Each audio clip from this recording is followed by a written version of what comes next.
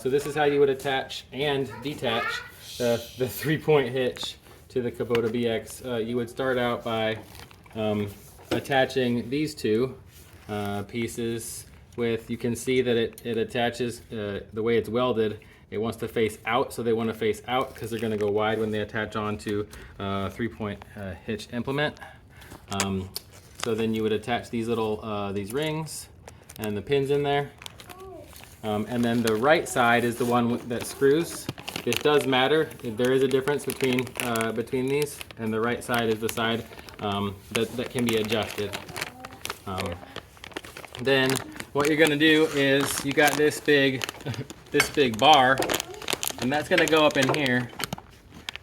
And you can see there's a little hole that wants to receive it, and then you kind of attach that in there.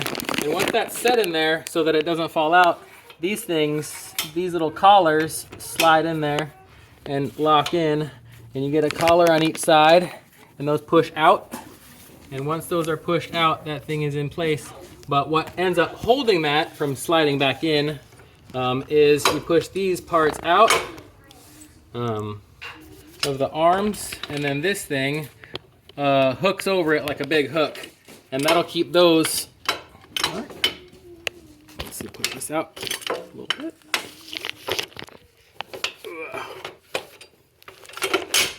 And that'll keep those pushed out so that these collars, so these washers can't slide back in, and then the rail falls out.